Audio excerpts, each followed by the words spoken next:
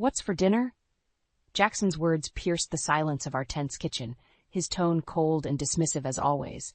I froze, the venom in his voice draining the joy from my soul once again. How far we had fallen from those early dreamy days in Chicago when his smile filled me with delight. Now every word he uttered struck me with dread. I said nothing, responding only with silence. My hatred for the stranger Jackson had become sitting like a stone in my heart. He clicked his tongue, shaking his head as he strode out, granting me a few more minutes of hollow peace. My thoughts drifted to 5 years ago, when Jackson would surprise me with flowers and gifts, when our newborn son Eli would gaze at us like we held the secrets of the universe. I remembered the perfumed scent of happiness that seemed to follow us wherever we went. How blinded I was by illusions. The shrill ring of my phone cut through the silence. My mother-in-law, Eleanor, no doubt ready to yet again make veiled accusations about my failings as a wife and mother. "Avalon, I haven't seen my precious Eli in over a week," Eleanor complained. "I miss my darling boy." Her words were sweet, but her meaning clear. She wanted to see Eli without me sullying their visit. My role was to produce her prized grandchild, then vanish into the background. "We can arrange something soon," I said evenly, refusing to grovel at her feet and beg for scraps of affection. I would not let her control me any longer. That weekend, I planned an escape with Eli to visit my parents' farm, desperate for even a day's reprieve from the choking venom of Jackson and his manipulative mother. As soon as we arrived, Eli relaxed into the warm embrace of my parents, free from the smothering weight of the Stanhopes' expectations. Yet Jackson still found a way to ruin even this small oasis of peace. His barrage of demanding calls reminded me I did not have the luxury of freedom. I was trapped, bound by vows and violence. My only hope was Eli, my beloved boy, whose smile sustained me. As long as I had him, I could survive anything. When we returned, Eleanor's talons were out. She scolded Eli for being away so long, glaring at me as if I had committed an unforgivable sin by spending a weekend away. My son's eyes pooled with tears as she smothered him. This was my life now, a battlefield where my only ammunition was patience and resilience. I had to stay strong for Eli. Little did I know Jackson had schemes of his own brewing as he spun his web of lies against me. My friend Harper called, gushing about this amazing new widower she was seeing. My blood turned to ice when she described her whirlwind romance with none other than Jackson himself. Rage, betrayal, and humiliation tore through me like shrapnel. For this final treachery, Jackson would pay the ultimate price. My hands trembled as I set my phone down, Harper's bubbly voice still echoing in my mind. The initial shock gave way to anger as the reality of Jackson's betrayal sank in. My husband, the man I had built dreams with, now wooed my own friend behind my back. I had to warn Harper, though exposing Jackson's deception would no doubt ignite his rage towards me. My son Eli played on the living room floor as I composed myself before making the call, drawing strength from his innocence. "Avalon, I was just talking about you," Harper chirped. I cut through her enthusiasm sharply. "The man you're seeing, what's his name?" Jay Stanhope. Why do you ask?" she replied, surprise coloring her tone. Bile rose in my throat as my suspicions were confirmed. Jackson had spun a web of lies, preying on Harper's longing for love. I exposed his deception plainly, my voice quivering with anger and pain. A heavy silence followed, the weight of betrayal hanging between two friends. When I told Jackson I had uncovered his deceit, his expression hardened to stone. Eleanor watched with thinly veiled amusement as he exploded. "You had no right to meddle in my affairs," he bellowed. "Harper meant nothing, but your jealousy has cost me a valuable business connection." His callous words deepened the chasm between us. I was no longer his wife, just an obstacle to be demolished. Eleanor smirked, the chaos only furthering her twisted hold over her damaged son. In that moment I understood. It was time to leave. There was nothing left to salvage here. I had only endured this emotional warfare for my son's sake, but now I realized no child should see his mother thus degraded. As Jackson's tirade continued, I calmly packed our bags, comforting my confused and frightened son. Soon Eli would be safe and free from these toxins. I whispered a prayer of thanks that my parents had offered their farm as a refuge. Their warm embrace was medicine for my battered soul. Yet the Stanhope's venom followed us even to this pastoral escape. Eleanor and Jackson barraged me with calls and threats, promising to take Eli away for good. As my son played happily with my father's baby goats, blissfully unaware of the battle raging over him, my mother spoke words that would shape the course of my vengeance. Avalon, you must go back. Record their threats, document their lies, gather allies. Only then can you defeat them and free Eli from their clutches forever. I realized she was right. I had to shift from victim to warrior, or they would hunt me to the ends of the earth. If protecting my son meant destroying those who sought to harm us, so be it. I now understood the power I held as mother of Jackson's prized heir. Checkmate was still possible, no matter how ruthless the opponents. Jackson had dealt the first blow, but I would strike the final one. This was now a game of kings and pawns, where survivors take the prize. My son's future happiness hinged on my next moves. Failure was not an option. Too much was at stake. The kings would soon face their downfall. Returning to the battlefield took every ounce of my courage. Jackson's mask of civility had finally fallen, exposing the monster that lurked beneath. Home was now a minefield of emotional traps and verbal assaults. But my mother's words armed me for the fight ahead. I knew what needed to be done.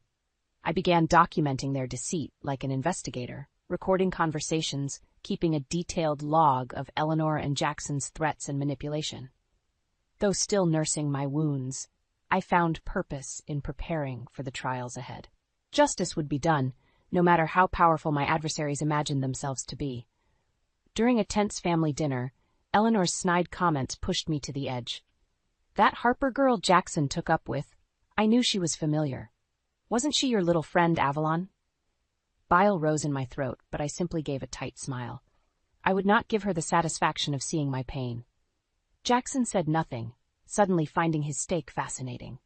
After they left, I gently asked Eli about his time with his grandmother.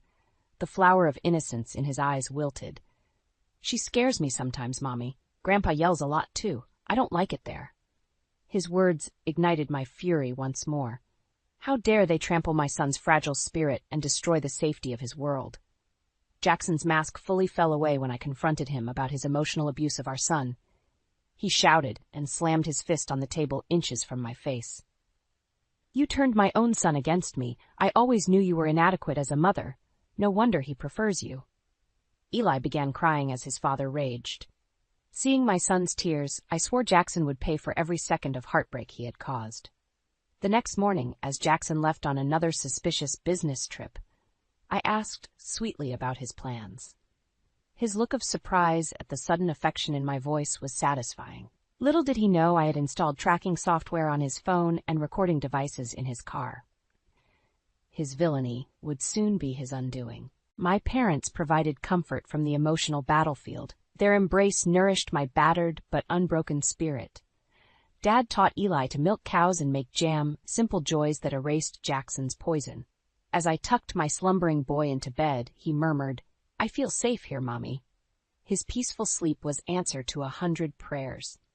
When uncovering Jackson's location through the tracking software, I noted he had traveled to Harperstown for a suspicious overnight visit. The trap was set perfectly now. I could use his tryst as irrefutable evidence against him during divorce proceedings. Soon Eli and I would break free from these toxic chains forever. My chance for absolute victory was close at hand. I imagined Jackson and his mother utterly demolished by what I now held against them: videos, records, and witness accounts. They had played with fire by challenging me, never imagining the phoenix that could rise from my ashes. Now doom awaited them as karma prepared her devastating blow. My next family dinner was a viper's nest of passive aggression and thinly veiled threats. Eleanor made snide comments about my simple meatloaf, though just a year ago she had praised the same recipe. Jackson scrolled through his phone, not bothering to pretend interest in his wife and son any longer. I simply ate in silence, my quiet fury simmering beneath a mask of perfect calm. As I cleared the dishes after the tense meal, Eleanor cornered me. "Avalon, don't you realize you're preventing Jackson from reaching his full potential? The boy needs a proper partner, one from the right kind of family." Her words poured acid into my heart, but I did not flinch. I think a divorce would be best for everyone. Jackson has already found a more suitable match. At this final insult, something broke free inside me, a righteous rage against injustice that blocked out all fear. Meeting Eleanor's glare calmly, I replied, "If you try to take my son from me, I will reduce your entire family to ashes." Shock registered on her face. She clearly underestimated the strength a mother finds when defending her cub. Returning home, I ignored Jackson's drunken ramblings, mentally preparing for war. My nerves were iron. I felt no trace of doubt. Securing Eli's future meant annihilating my enemies by any means necessary. I had already endured the worst pain they could inflict. Their blows only honed my will to survive. I edited my documentation, tightening it into an impenetrable legal trap guaranteed to favor me in court. Jackson's credibility would be shattered, Eleanor's manipulation exposed.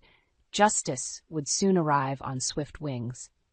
Over the next weeks, I wore a disguise of normalcy while secretly meeting lawyers and a private detective to build my case. Arthur, an old family friend on the force, provided legal advice I knew Jackson would never see coming. Weeks of planning in secret were about to yield dark and brutal fruit. Soon after Jackson left for a work emergency, no doubt code for meeting Harper, I followed him at a distance in a rented car.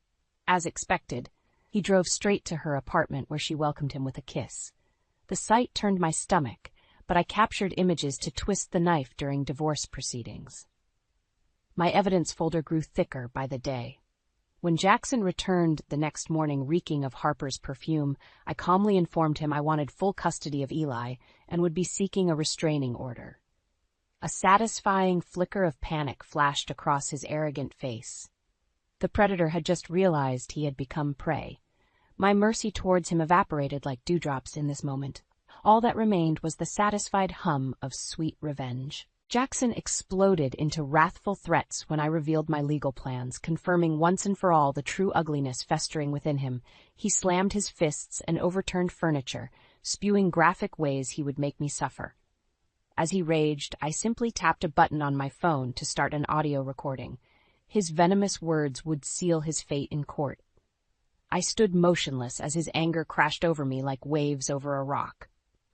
When his tirade finally exhausted itself, I stepped forward calmly. "I once loved the man you pretended to be, but now I see the truth. You will never hurt me or my son again." Jackson's face contorted into a hateful sneer. "You poisonous witch! I should have crushed your spirit years ago. My mother always warned you would betray me." He turned and stormed away, no doubt seeking solace between Harper's sheets. I had known divorce would provoke his inner demons, but I welcomed the confrontation. The law would grant me sole custody the moment I presented a fragment of the evidence I now held against Jackson and Eleanor. Justice would be done. In the quiet aftermath, I noticed Eli watching from the hallway, holding his stuffed bear in fear. I enveloped my son in fierce love, sadness mingling with relief that he had witnessed his father's true colors. "Don't worry, my darling. We are going to be happy and safe soon. I promise." Our new apartment provided refuge as the divorce exploded into being. On my lawyer's advice, I took Eli and moved out quickly, leaving Jackson snarling threats in our empty house. The legal team efficiently turned my evidence against my husband and mother-in-law into an airtight case for full custody of my son. Meanwhile, Jackson spiraled into self-destruction, drunk and violent. His business trips to meet Harper did little to numb his rage at losing control of me and his prized son.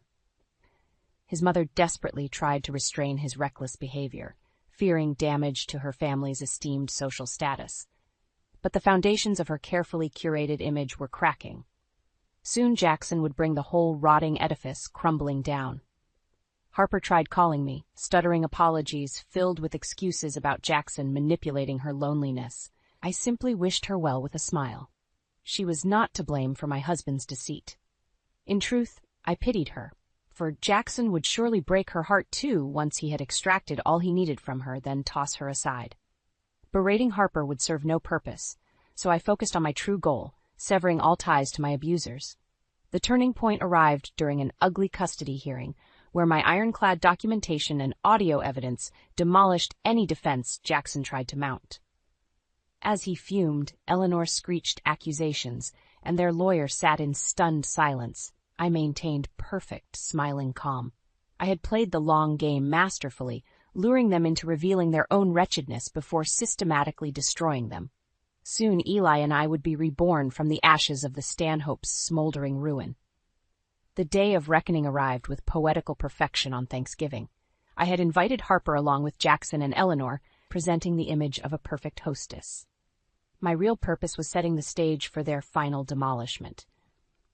I had told Harper part of the truth, that Jackson had deceived us both and was still clinging to her. But she foolishly insisted on seeing the best in him, still enchanted by his hollow charm. Well, her naive blindness would end today. My parents joined us, bolstering my drive for justice. My evidence file and lawyer's number waited in my room, ready for use. I had forwarded videos of Jackson's raging threats along with records of Eleanor's manipulation to key contacts as insurance. If I did not make it through today unscathed, their own ugliness would trigger mutually assured destruction. When the Stanhopes arrived, I received them warmly, playing the role of forgiving ex-wife to lure them into complacency. Jackson overplayed the charm while Eleanor critiqued the menu I had slaved over, predictably ungrateful. During dinner, I made sure to position Harper beside Jackson. My friend giggled and blushed whenever he whispered flirtatiously in her ear.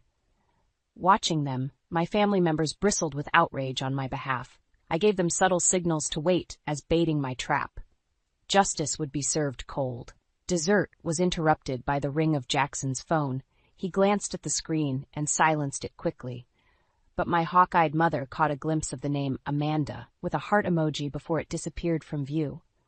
I seized the moment, my fury channeled into an eagle's deadly resolve. Looking directly at Harper, I asked gently, "Jackson, darling, who was that calling?" All eyes froze on my husband as he gulped nervously. Turning to my friend, I continued, "Harper, do you know if Jackson sees other women?" My words hung in the air like a guillotine blade, because he certainly lied to both of us.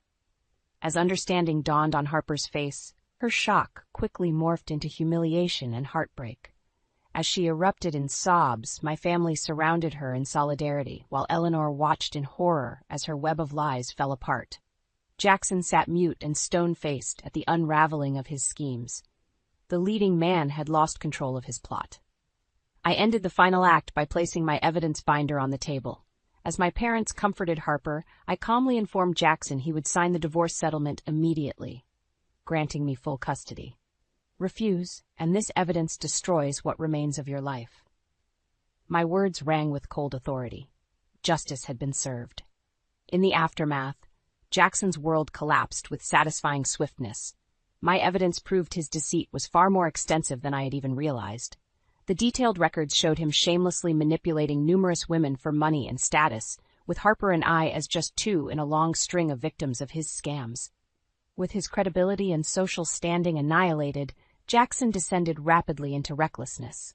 He was fired from his prestigious family firm after showing up drunk to an important client meeting. Reports soon surfaced of him getting into fistfights at bars and clubs. His engagement to longtime girlfriend Amanda ended bitterly amid cheating allegations.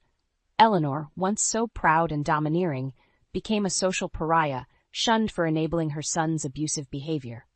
The Stanhope family name lay in tatters. She retreated from public view, suddenly plagued by poor health with no one left to dote on her. My mother commented it was likely her heart had shriveled so completely that her body could no longer sustain itself. I felt no pity watching the old crone reap what she had sown. With the Stanhopes decimated, I focused fully on rebuilding my life with Eli. My divorce settlement allowed me to buy a lovely home near my parents, where Eli and I discovered tranquility once more. I returned to work at the local library, finding meaning in simple joys and community after years trapped in toxic chaos. My only lingering anger was towards the justice system that had allowed Jackson to inflict maximum damage on me despite mounds of evidence. The lawyer fees had nearly bankrupted me even as Jackson walked free with light penalties.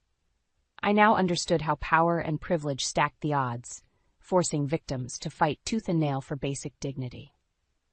Harper remained a steadfast friend, helping me advocate for legal support for abused women struggling to escape manipulative partners. Her warmth and loyalty proved she was a victim as well. Together we found healing and meaning. One morning I arrived early to open the library and noticed a delivery by the back door. A beautiful bouquet of flowers waited in a vase with an unsigned note reading simply, Please forgive me." I recognized Harper's handwriting immediately. We cried together as 8 years of pain and betrayal washed away, leaving only relief that the long nightmare was over. A week later, my lawyer informed me that several women allegedly assaulted by Jackson had successfully pressed charges against him based on my evidence. He now awaited trial behind bars. The country club playboy had lost everything from his kingdom to his freedom itself. Justice had caught up to him at long last, as I knew it would. Watching Eli dance carefreely at my parents' summer picnic, his laughter healing old wounds, I knew I had reclaimed what mattered most. The predators who once haunted us would never steal our joy again. The past was just a fading nightmare banished by the dawn.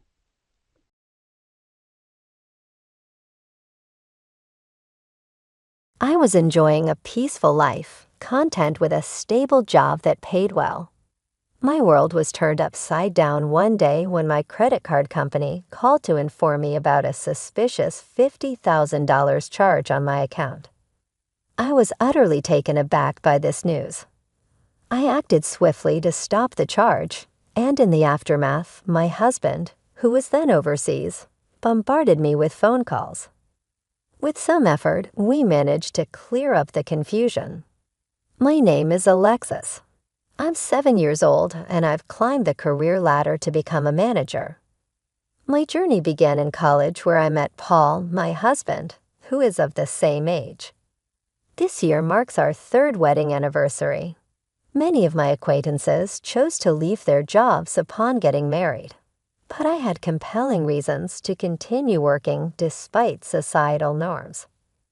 I am the primary breadwinner in our household, earning more than my husband. This fact is an unspoken element of our marriage, yet it looms large in my mind. I often ponder our financial stability, concerned that relying solely on my husband's earnings might not secure the future we envision. Nonetheless, it's clear he shares these concerns, even if we seldom discuss them directly. Financial independence is key. We maintain separate finances, equally splitting household expenses, a system that affords me the freedom to manage my discretionary income as I see fit. This arrangement has fostered a sense of satisfaction and has contributed significantly to our comfortable lifestyle. However, there are moments that prompt me to reconsider our expenses. One such instance occurred while I was reviewing my email notifications on the train home. Frowning upon seeing a debit alert, it served as a reminder to reevaluate my ongoing subscriptions, contemplating the necessity of each. Yet the task of managing these financial obligations often falls by the wayside, complicated by forgotten passwords and the daunting prospect of navigating customer service hotlines. The restricted availability of these services, confined to standard working hours, does little to ease the situation, creating a paradox for working individuals like myself who find it nearly impossible to reach out during these times. Despite these hurdles, I find solace in the small pleasures of life, like online shopping. It serves as a brief escape from the pressure of work, with the arrival of each parcel bringing a fleeting moment of joy. Yet these moments of happiness are quickly overshadowed by the realization of the need to manage my finances more prudently. The comfort of returning home always brings a sense of relief, a reminder of the stable life we've built together. Despite the occasional financial folly, when I walked into the living room, I immediately felt annoyed. Socks were scattered on the floor, empty cans were on the table, and there were a phone and a sweatshirt on the sofa. Yes, this was my husband's doing. He tends to leave a mess everywhere after he gets home. I couldn't help but complain about the socks and cans. He just shrugged it off, saying it was easy to clean up, and I could just do it if I was home early. Why couldn't he help clean or make dinner? He complained about being tired and having to eat convenience store food. I was tired too, but I argued that if he wasn't going to help around the house, he should at least focus on his work. He didn't take my frustrations seriously at first, but I could tell he was annoyed when he repeated his dismissal. He left the room, glued to his phone and ignoring my glare. It felt unfair that I was doing more work in housekeeping, yet I wondered if I'd been too harsh.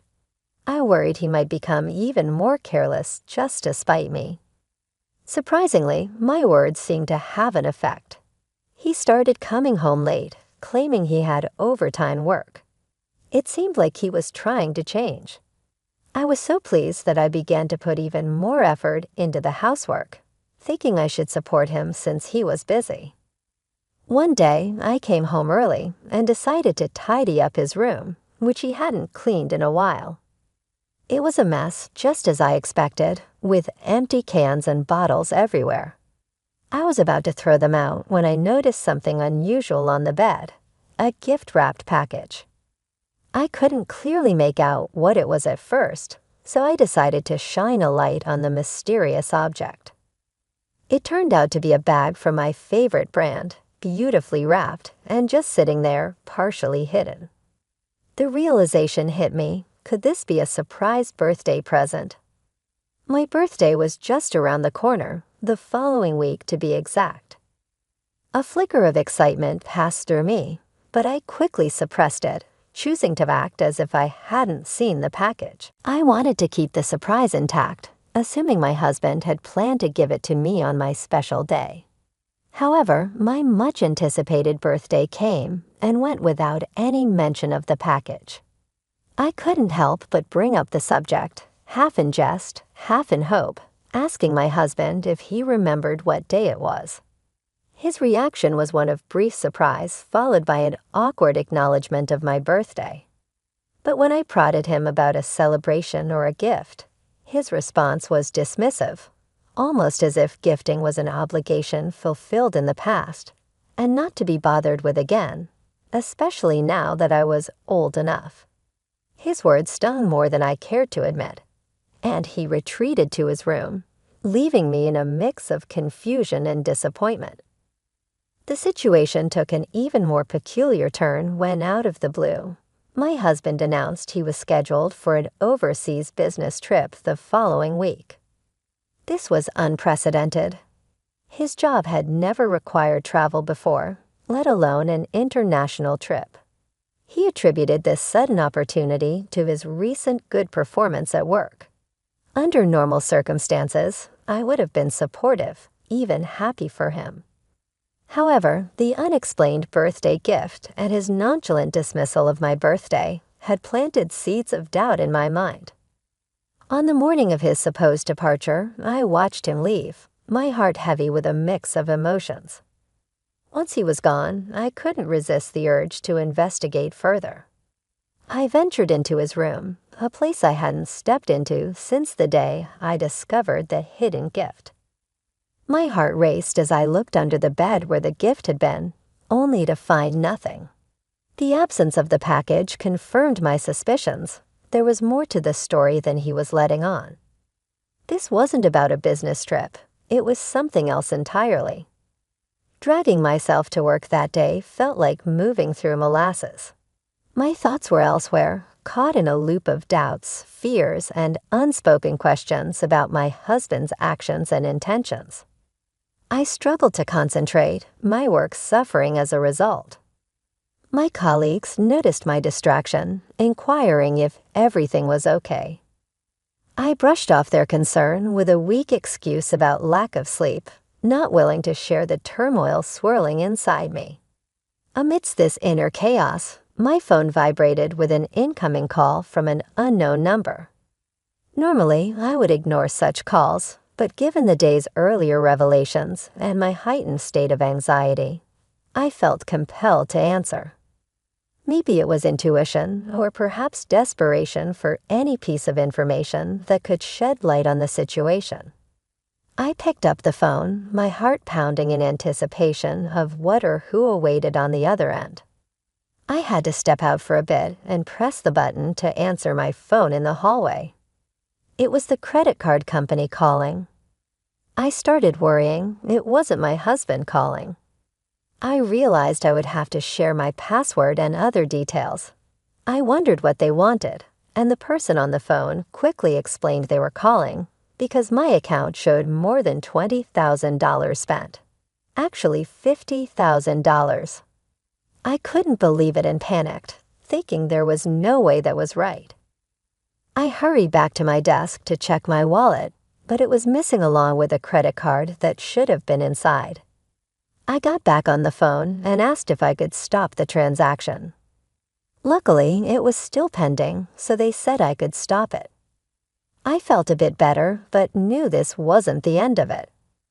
I told them I didn't have my card and asked them to treat it as if it were stolen. The person agreed to start the process right away. Even after hanging up, my heart wouldn't calm down. I told my boss I was feeling sick, that my credit card might have been stolen and misused, and I needed to leave early to sort things out. My colleagues and boss were concerned and let me go home.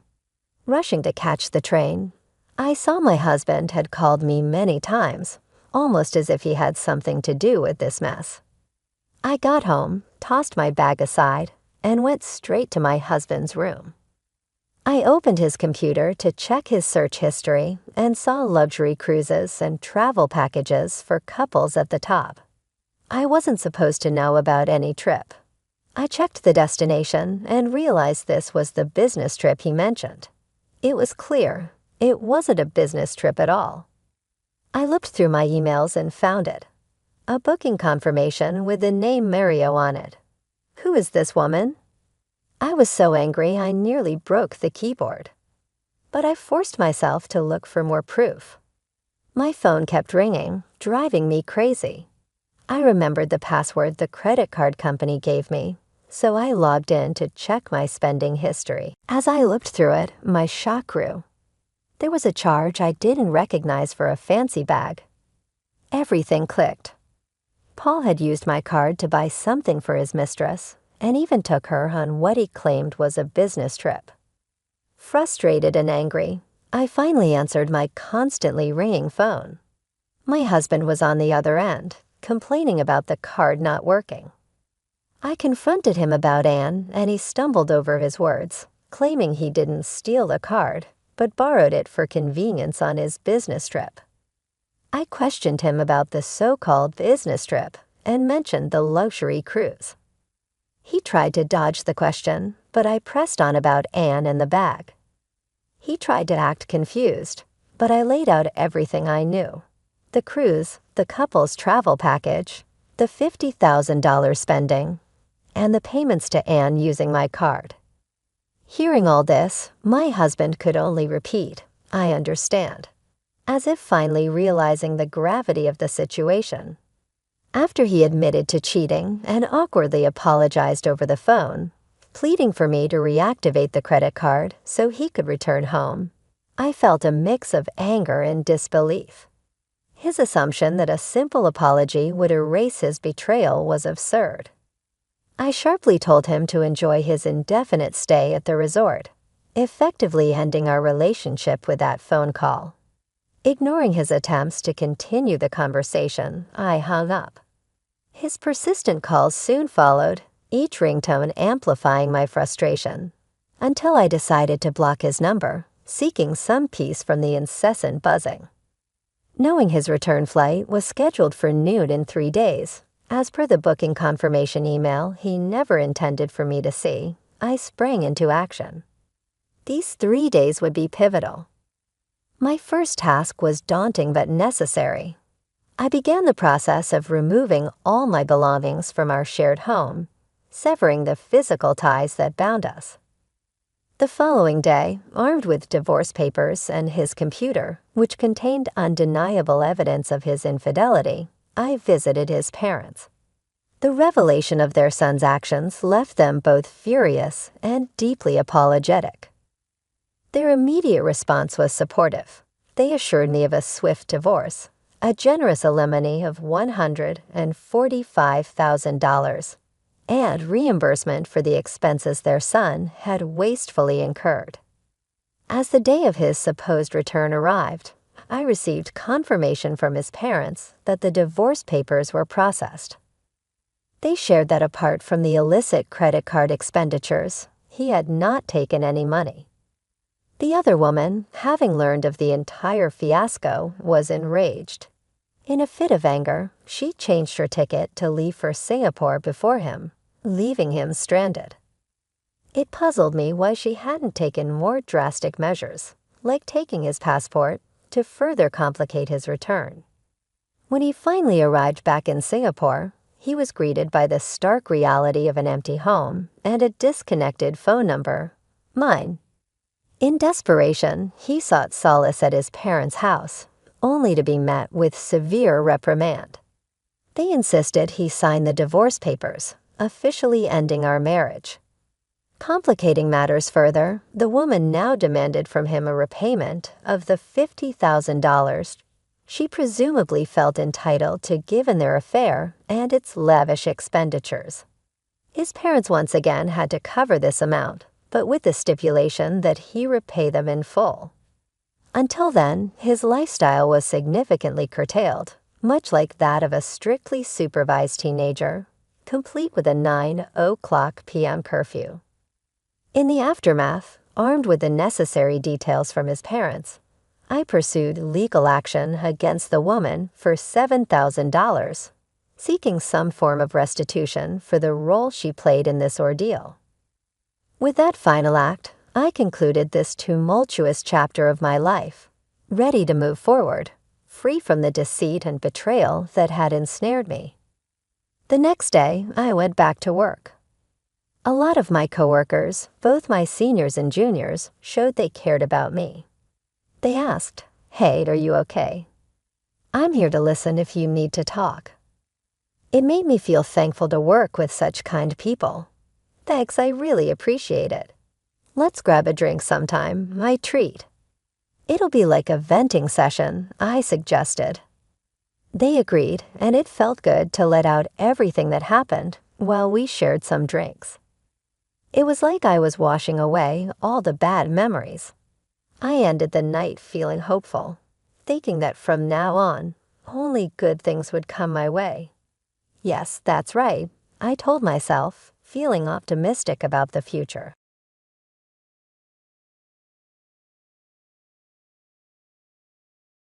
Hello, I'm Karen, an architect by profession. Today, I'm embracing a new role, that of a bride filled with anticipation. As I make my way down the aisle, every aspect of our wedding, from the vibrant blooms to the carefully curated playlist, reflects my detailed planning. I've always envisioned this day as a page lifted from a romance novel, a joyful celebration of our love.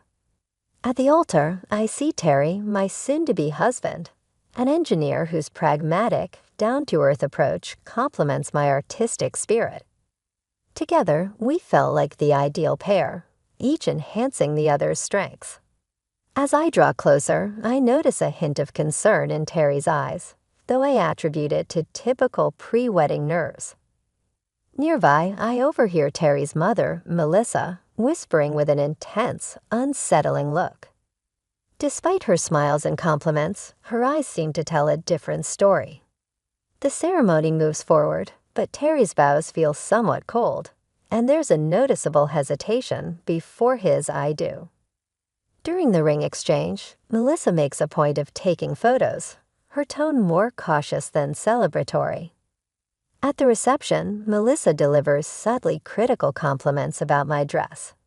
She praises its beauty while gently critiquing its unconventional style, lightly noting that we're celebrating love in our unique way. I brush off Melissa's veiled criticisms about our wedding choices. But before things can escalate, Terry steps in, asking his mother for a private moment with me. His intervention feels more like a resignation than genuine support, adding a strange note to what should be a day of happiness. Looking around the room for reassurance, I hope to find comfort amid the wedding chaos. Yet I can't shake the feeling that something fundamental isn't right. The tension is palpable, and the warning signs are too prominent to ignore any longer. As Terry and I step onto the dance floor for our first dance, the physical space between us mirrors the emotional gulf. Although we move in sync, emotionally we are worlds apart. The song meant to symbolize our union now seems ironically cruel. As the last notes of the music die away, Terry's attempt at comfort only highlighted the deepening gap between us. "So, Mrs. Karen, ready for forever?" he asked, the irony of his question thick in the air. I wanted to share my uncertainties, to question if our future together would always be shadowed by today's discomfort. Instead, I hid my doubts behind a tentative smile, clinging to the hope that the dark clouds hanging over us would eventually clear, and that this rocky beginning wasn't a preview of our future. Little did I know, this day was just the prelude to a challenging period that would test not only the resilience of our marriage, but also the core of my identity. As we raised our glasses in a toast to our union, the celebratory words rang hollow, eclipsed by an unsettling sense of loss. The journey back to my home, a charming 3-bedroom house that symbolized my hard-won independence, marked the start of our shared life. This space was meant to be our sanctuary, the solid foundation for our future together. However, it quickly turned into the battleground for a series of conflicts that felt more like intrusions than the beginnings of marital harmony. Melissa, residing just a short distance away, began to drop by with alarming regularity, often uninvited. Her criticisms were relentless, targeting everything from my cooking to the decor of our home. Whether she was complaining about the taste of my dishes or the choice of bathroom tiles, her critiques were varied yet consistently harsh. Terry's efforts to mediate were weak at best, seeming more performative than genuinely protective. Melissa's intrusions became a regular ordeal. Each visit was another chance for her to assert dominance through thinly veiled insults and critiques. The turning point came one afternoon when Melissa arrived with suitcases in tow, her intentions clear and her sense of entitlement palpable. "This is no ordinary visit," she declared, breezing past me to place her luggage in my favorite cozy corner by the window, a haven for my quiet reflection and reading. "This spot will suit me just fine," Melissa announced, her tone leaving no room for argument. As I watched Melissa settle into our home, my heart sank. I caught Terry's eye, silently pleading for him to step in and protect the sanctity of the place we called ours. In a moment that called for unity, I pulled him aside, my voice shaking with emotion. "This is our home, Terry. Shouldn't we have talked about this together?" His look was distant, missing the warmth that had once comforted me. "Mom's getting older, Karen. It's not fair for her to be alone. She needs to be with family," he explained, emphasizing family in a way that made me feel more like an outsider than a partner. "So I'm not family, is that it?" The words stumbled out, heavy with hurt as tears began to form. Terry replied quickly, his patience thinning. "You know that's not what I mean, Karen, but I owe it to her." "What about what we owe to each other? Aren't we supposed to be building our life together, not adjusting it to include your mom as a permanent third?" I argued, feeling as though my words were just bouncing off him. My concerns, my feelings seemed to vanish into thin air, and just like that, the decision was made. Melissa's presence in our home was a done deal.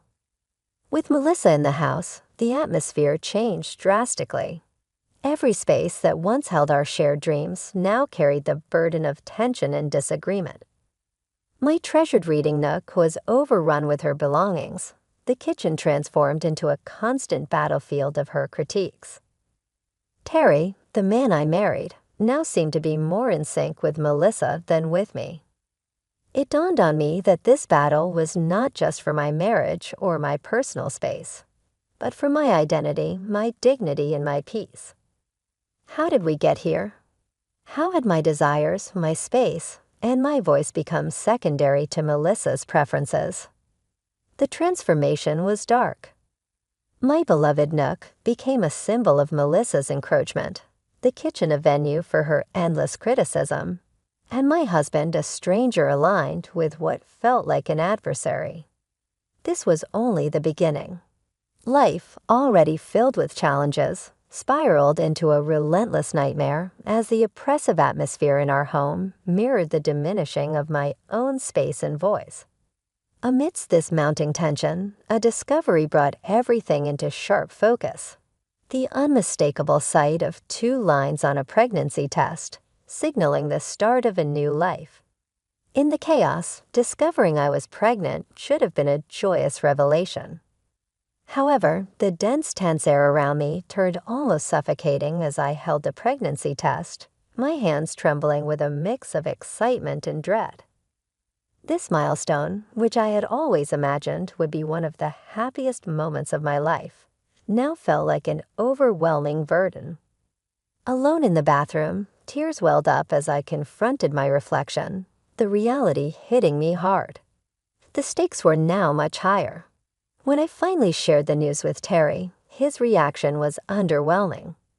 "Well, that's something," he muttered, quickly shifting the conversation to some renovation idea his mother had proposed.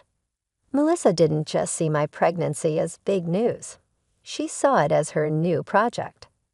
She took it upon herself to manage every aspect of it, from my diet to the birthing plan, all under the guise of being helpful. Her interference soon became oppressive. She critiqued every bite I ate, casting judgmental glances at even the simplest meals, and questioning my weight management. Despite my assurances that everything was doctor-approved, she scoffed. Doctors these days have no clue, dismissively convinced her old-school methods were superior to modern medical advice. As my pregnancy advanced, Melissa's control over my life grew even more intrusive. She expected me to maintain our home to her strict standards, regardless of my physical state. "Karen, why isn't the living room clean yet?" She would demand, comfortably ensconced in my reading nook, which she had taken over as her base for endless phone scrolling and TV watching. My pleas for rest were ignored, with Melissa dismissing pregnancy as no excuse for laziness.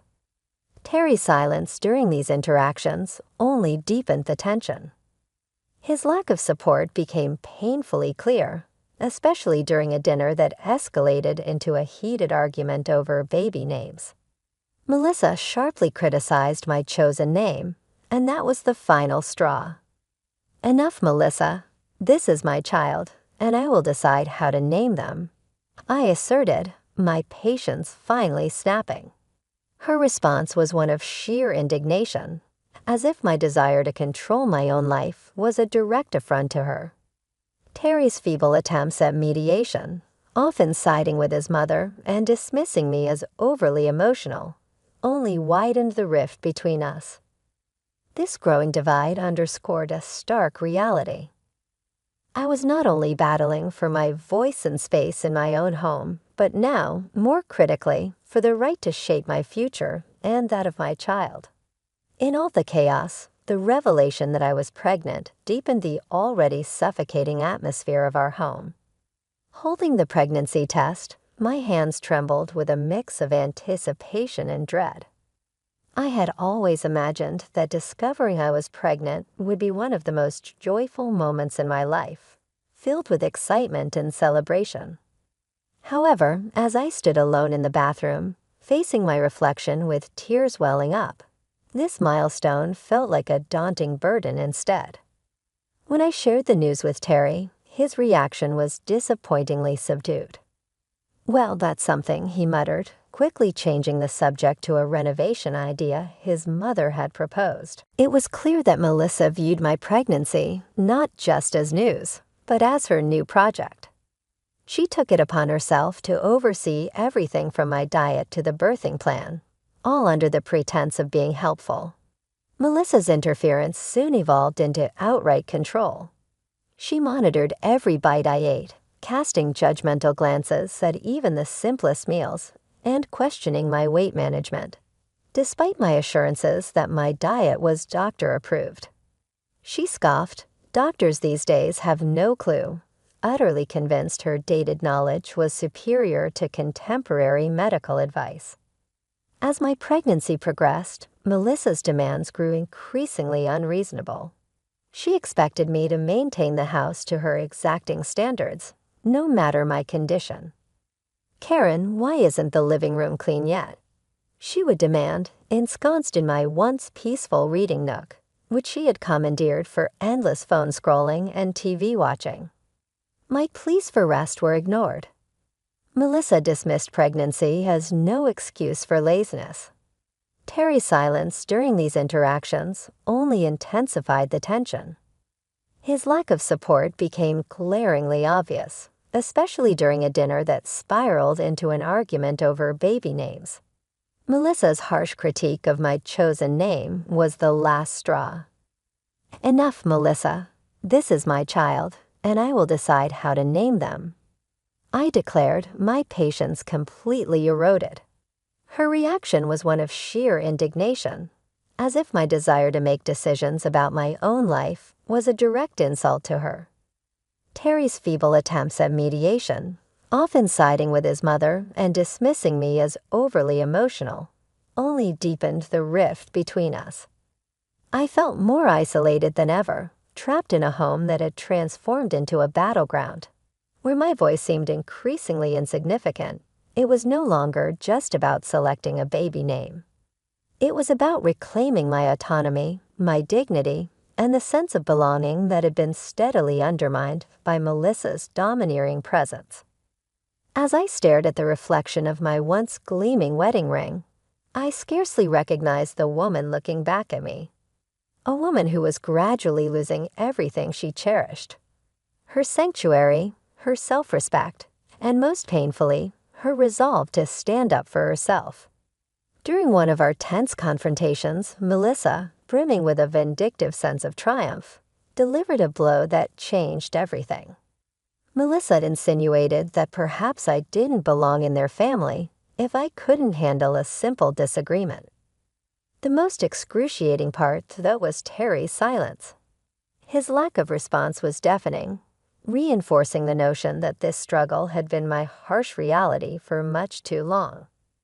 Days melded into one another as I moved through a house that felt less and less like home, clinging to the sole beacon of hope I had left, the life growing inside me. Yet even this small comfort seemed under siege in the increasingly toxic environment. The tipping point came on a cold evening during yet another fraught family dinner. Despite my efforts to craft a flawless meal, Melissa's criticisms were relentless, attacking everything from the seasoning to the execution. Each of her harsh words felt like a physical blow, slowly chipping away at my already brittle confidence. But it was her next taunt, questioning my capability as a mother based on my so-called failure to manage household chores, that cut the deepest. Terry's quiet acceptance of her words was the final push I needed. Fueled by a potent mix of pent-up resentment and sheer desperation, I found my voice.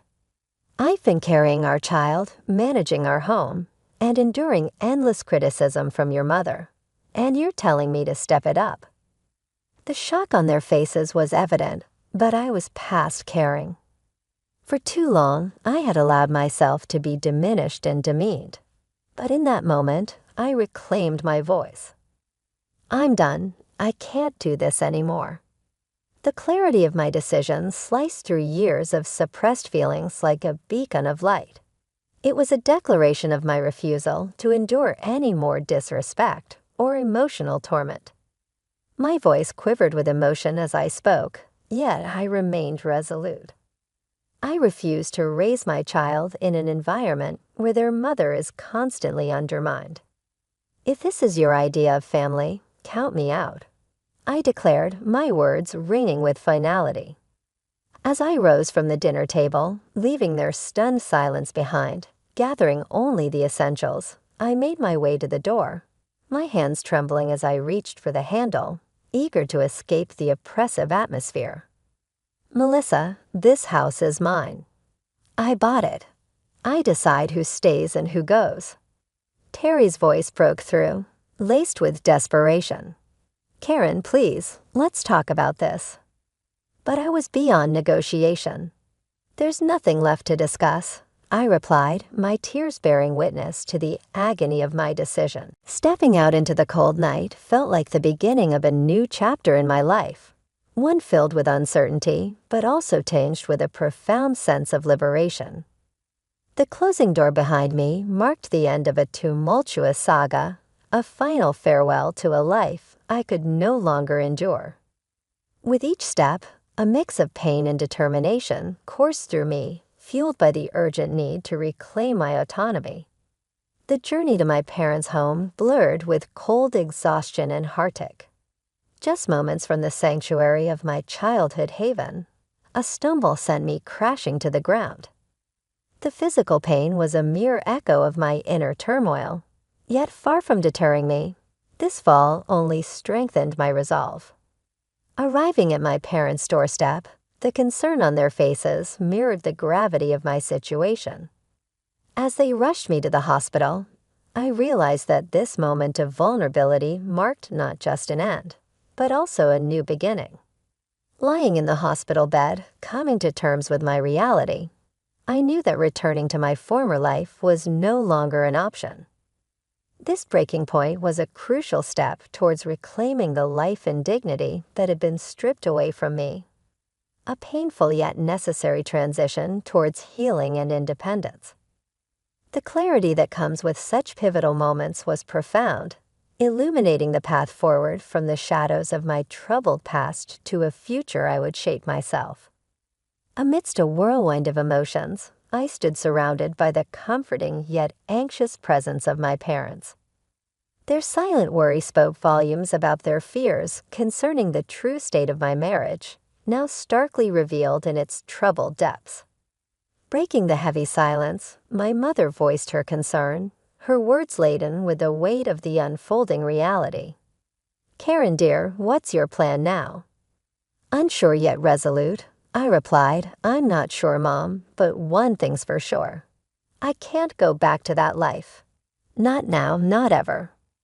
My declaration, more assured than I expected, resonated with newfound determination. My father, who had been pacing anxiously, paused to offer reassurance, emphasizing their unwavering support regardless of my decision. He urged me to consider not just my future, but also the child growing inside me. His words prompted a silent acknowledgement from me. My mind had been a battleground of uncertain scenarios, each fraught with the possibility of a fresh start. The unexpected buzz of my phone shattered my reverie. A message from Terry, a plea for communication. Yet to me, his timing felt like a door long closed, his words unseen. Left hanging in the void as I powered off my phone, a symbolic end to our dialogue. My next steps became clear, marked by action rather than words. Consulting a family lawyer was my first decisive act toward untangling the turmoil of my marriage. With the unwavering support of my parents, we navigated the cold, legal breakdown of our union, discussing divorce, custody arrangements, and financial support. Despite the sterile nature of these discussions, they empowered me, marking the initial steps towards seizing control of my destiny and securing the well-being of my unborn child. Within a week, Terry and Melissa received the formal notices. Divorce papers for Terry and an eviction notice for Melissa from the home that was legally mine. Alongside these were demands for substantial child support and compensation for the emotional turmoil I had endured. Though drastic, these actions were imperative, severing the ties that had long bound me to a life of despair. When I eventually re-engaged with my phone, it was inundated with Terry's attempts to reconnect. His messages carried a blend of regret and a plea for reconciliation. Yet the wounds inflicted by nights of humiliation, years of neglect, and Melissa's calculated malice, all silently condoned by Terry, ran too deep. The fleeting temptation to entertain his overtures was swiftly overshadowed by the memory of enduring pain. This moment wasn't merely about closing a chapter. It was about reclaiming my narrative, where the shadows of the past no longer dictated the brightness of my future. The love I once harbored for Terry had been utterly overshadowed by the grief of our disintegrating marriage. Taking decisive steps, I cleared away all remnants of him from my life. I deleted his messages, erased his contact details, and blocked him on all social media. To me, Terry had become a chapter of my past, a distressing period I was more than ready to close. I knew the path ahead would be fraught with challenges. Navigating a divorce with a child on the way was no simple journey. But I was determined to forge my path, stepping away from the stifling shadows that had once engulfed me toward a future brimming with hope. On the day of the court proceedings, the room was permeated with a sterile chill, characteristic of spaces where fates are decided. Seated beside me, my lawyer radiated confidence, while my parents provided silent yet steadfast support from behind. Across the aisle, Terry appeared lost, slowly coming to terms with the reality before him, while Melissa's expression fluctuated between shock and defiance. As the session commenced and the judge entered, prompting everyone to rise, a whirlwind of legal motions and arguments unfolded. It seemed as though Melissa and Terry were truly seeing the repercussions of their actions for the first time, not just through the legal ramifications, but through my eyes as well. When Melissa was called to testify, her usual bravado faded. She tried to justify her intrusions as concern for her son's well-being, but her arguments fell flat under the judge's skeptical scrutiny. The judge delivered a clear and firm verdict. I was granted a full divorce and sole custody of our unborn child. Terry was mandated to provide child support, and Melissa was hit with a substantial fine for emotional abuse and harassment, leaving her visibly shaken. As the judge's gavel fell, I felt a wave of liberation mixed with a tinge of melancholy. My marriage had not ended with loud confrontations, but rather with the quiet shuffling of papers and the firm, unwavering voice of justice. This chapter of my life was now firmly closed, paving the way for a fresh start free from the burdens of the past. The cost of my newfound freedom was something I could never have anticipated on the day I exchanged vows. Exiting the courtroom, Terry approached with a look of bewilderment, voicing his remorse and disbelief at how our lives had unraveled.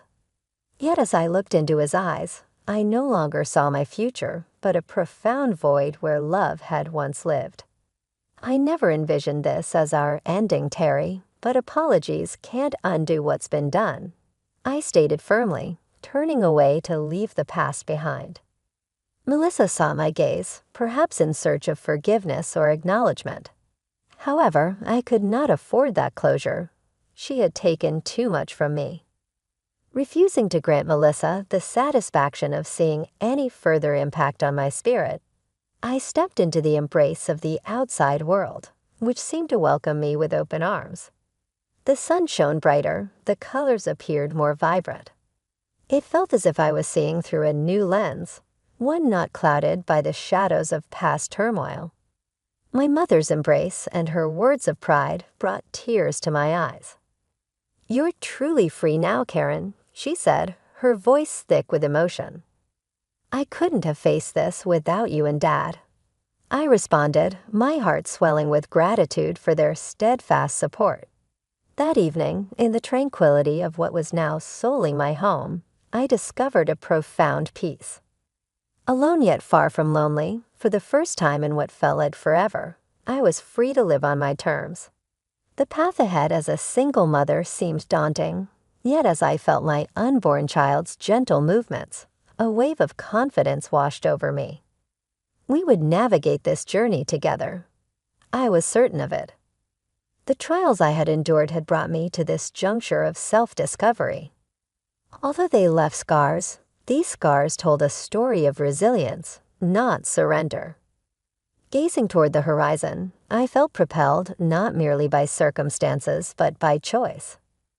This realization imbued me with a profound sense of empowerment, poised to embrace the future. I was motivated not out of obligation, but from a place of deliberate determination.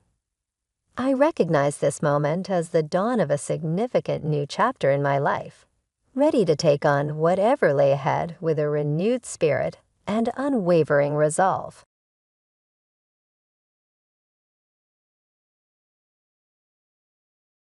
Isn't it stunning? It's more than just pretty. It's a pink diamond priced at a hefty $70,000. My mother-in-law, who didn't even attend my own mother's funeral, seems to be thoroughly enjoying a luxurious trip with her friends, paying no attention to me. With great enthusiasm, she told me about her new pink diamond ring.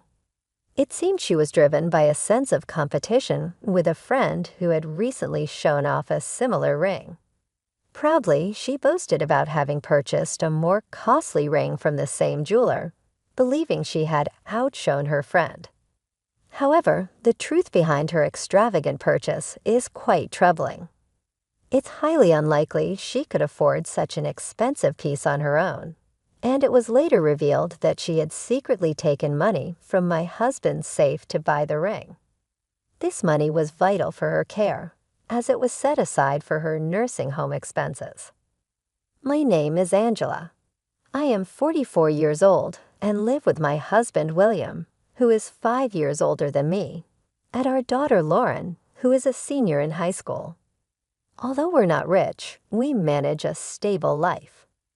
I've been working part-time at a local drugstore for more than 14 years.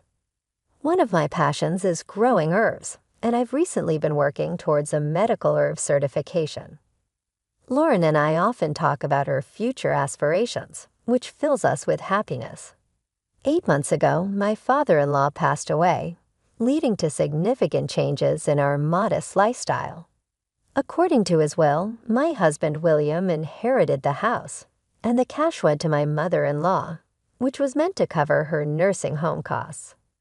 Despite this, she tearfully pleaded to live with us in the house, and after much discussion, we agreed to let her stay for a year while we looked for a suitable place for her.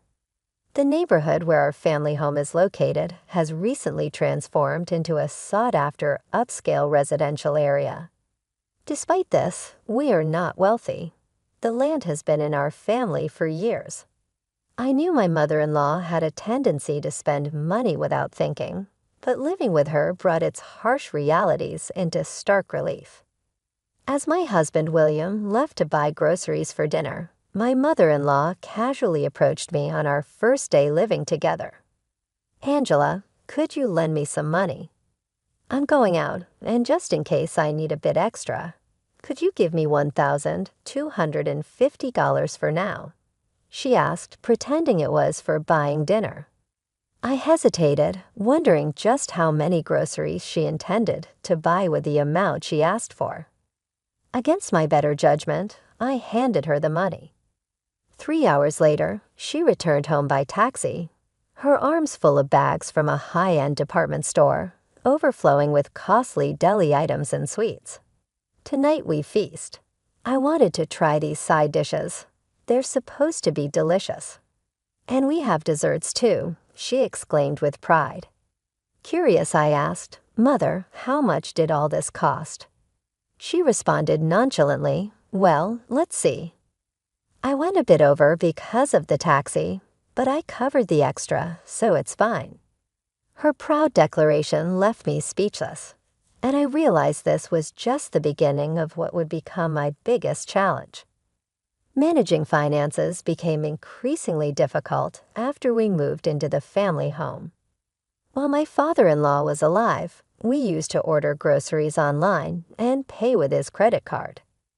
Learning from my initial mistake of handing her large sums of cash, I no longer trusted her with shopping and kept our wallets in a locked drawer. Dissatisfied with not having free access to money, she ceased doing any housework, focusing only on caring for the flowers at the entrance. Despite receiving a monthly allowance of $1,500, she quickly squandered it on clothes, beauty salon visits, and casual outings for meals or coffee with neighbors. By mid-month, she was often penniless, leaving us to cover her expenses. She typically ran out of money mid-month and would ask for more. frustrated by her reckless spending, especially since I was trying to save for my daughter's education. I calmly explained to her the limits when she asked for extra cash for a lunch date with friends. Even William, who earns a salary, gets an allowance of $1,500. I can't justify giving you more than we give someone who's working. Please try to manage it better, I told her. Unhappy with my response, she retreated to her room, and I suspected she might ask William for money later. The money for her allowance was meant to support her future care in a nursing home. If we kept giving her more, it would ultimately be to her detriment. When William got home, I shared my concerns with him. "Did your mother ask you for extra money again?" I asked. He nodded. "Yes, she did, but it's hard to be strict with her. She feels lonely without her dad around, and she's always been a bit vain. I want to keep her happy, at least while she's living with us," he said. I understood his sentiment but pointed out, "Your kindness might not really be helping her in the long run, and it could backfire on us too." My mother-in-law had a habit of showing off, especially in front of her two old friends who were mothers of my husband's classmates and lived nearby. I had first noticed this during the funeral arrangements for my father-in-law. "William, it's your father's funeral. Arrange the altar like this and get more extravagant flowers. The neighbors are coming, don't embarrass your father," she directed. William, being the dutiful spouse, complied to a certain extent, though the costs were significantly high. Her primary aim was always to impress the neighbors. At the funeral, she only greeted the families of her two friends, seemingly focused on maintaining appearances. One day, after she returned from lunch with these friends, it became even more apparent how much she felt the need to keep up with people from a more lavish lifestyle. She returned home with a gleam in her eyes, clearly excited. Today Doris showed me a ring worth $25,000 that her husband bought for their golden wedding anniversary. "I've never seen a ring that expensive before. It's a fantastic gift," she exclaimed. Then, with a hint of superiority and a dose of sarcasm, she turned to me and said, "You don't have such wealthy friends, do you, Angela? You'll probably never see anything like that in your lifetime." Her words were designed to belittle me. As she continued, "Angela, you're so plain. Why don't you wear some makeup? Have you ever been to an upscale lunch?" It was all about trying to make me feel inferior. I tried to brush off her comments, but her attitude toward me grew increasingly hostile, particularly after I had refused to give her more money following the settlement of my father-in-law's estate and our search for a nursing home. Around the same time, my mother's health dramatically worsened. When my sister and I hurried to the hospital, the doctor told us that she had about 4 months left to live due to advanced cancer. She was in a delicate state and could decline at any moment. My mother had occasionally mentioned feeling unwell previously, but she was a person who rarely showed any signs of vulnerability. I deeply regretted not having been more attentive to her condition. I asked my sister to stay with her while I returned to her apartment to gather some clothes and other personal items. As I packed a large bag in her bedroom, I found some cash in a drawer, likely set aside for her monthly living expenses. I decided to take the cash with me, intending to quickly shower and then head back to the hospital to be with her. I left the bag in William's upstairs room, and after getting ready, noticed that the zipper was slightly open. A wave of unease hit me as I checked inside the bag and discovered the cash was missing. Fighting the surge of anger, I went downstairs to confront my mother-in-law in her room. "Mother, may I ask you something?" I said as she was getting ready to leave. She turned to face me and asked, "How's your mother doing?" "I have plans with my friends right now." I pressed on, "The money that was in the bag in our room, you have it, don't you?" "That money belongs to my mother. Please return it." "I don't know what you're talking about. I never go upstairs. Are you accusing me of stealing? She snapped back, brushing past me to head for the door. I'm going out for a fancy French dinner with my friends tonight, so I don't need your poor excuse for a meal. Give my regards to your mother, she added with a smirk, leaving the house and leaving me in shock.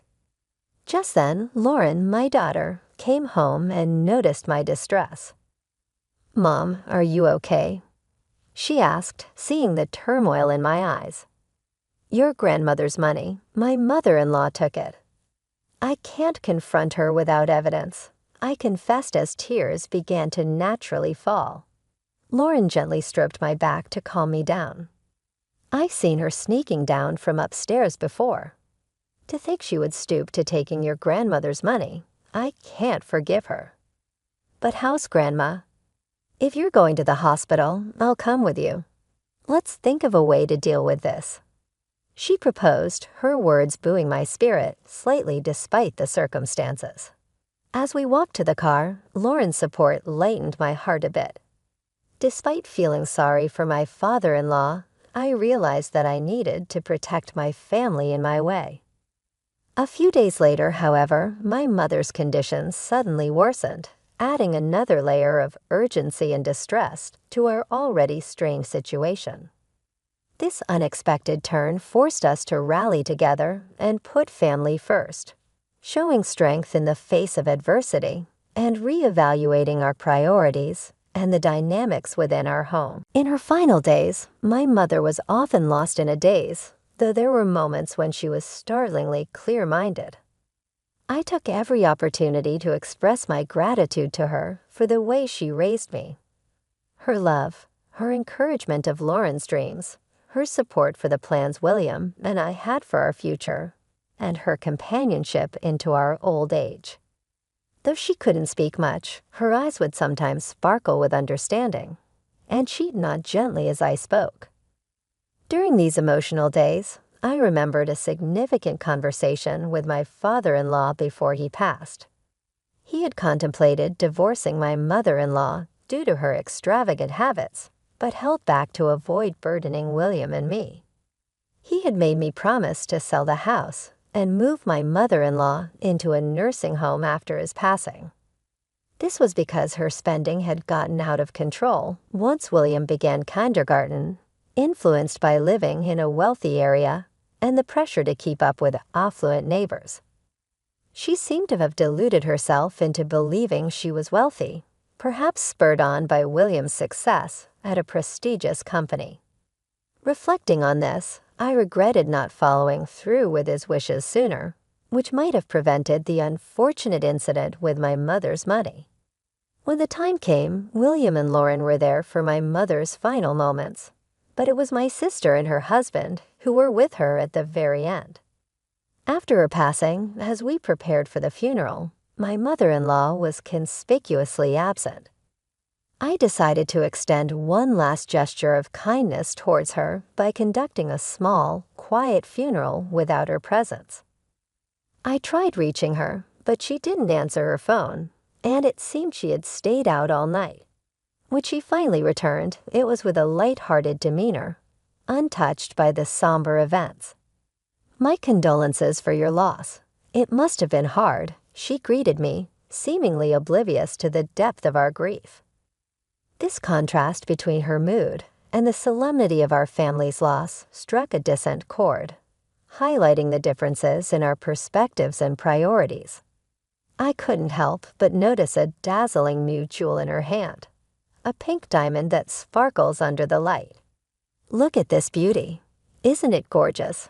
It cost $70,000. She exclaimed with a proud smile. Surprised, I asked, Mother, how did you manage to buy that? Oh, I bought it, of course. Doris introduced me to a boutique in Philadelphia, USA, that you can only visit by reservation. So I went there for an overnight trip with my friends. The hotel we stayed at was lovely, and the meals were divine, she replied. Her words left me dumbstruck.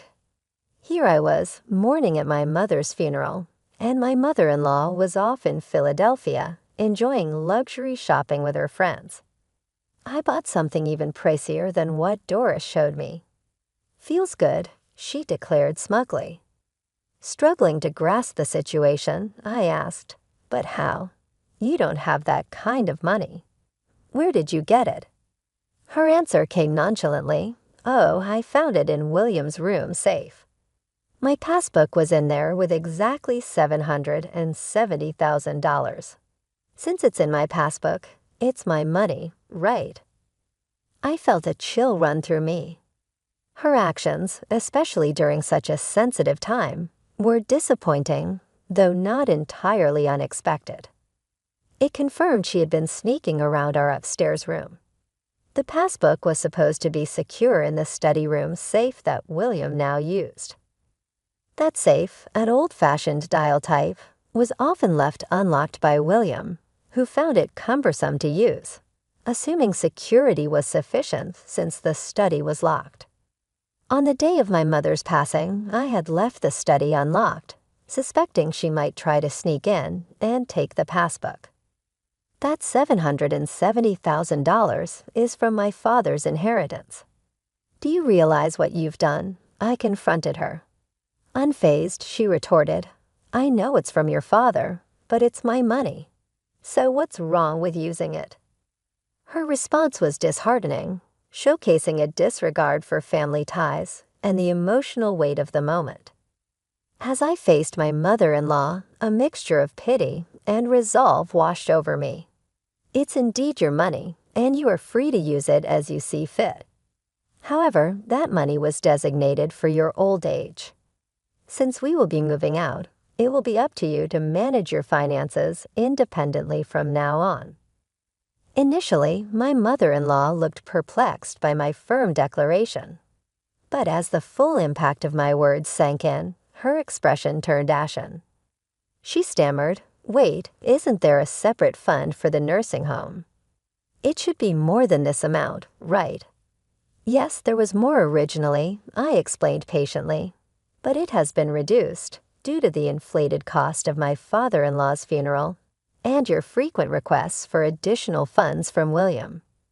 Feeling the need to clarify her future options, I presented her with a stack of nursing home brochures that I had gathered over several months. She flipped through them, her hands trembling slightly, a silent testament to her dawning realization of the consequences of her actions. At that moment, William and Lauren descended the stairs. I had briefed them earlier about the unfortunate discoveries in the study, prompting them to come and assess the situation. Although William had initially been skeptical that his mother could have misappropriated the funds, the evidence was undeniable, and he supported my stance. Under different circumstances, I would have meticulously arranged for my mother-in-law's care in a suitable nursing home.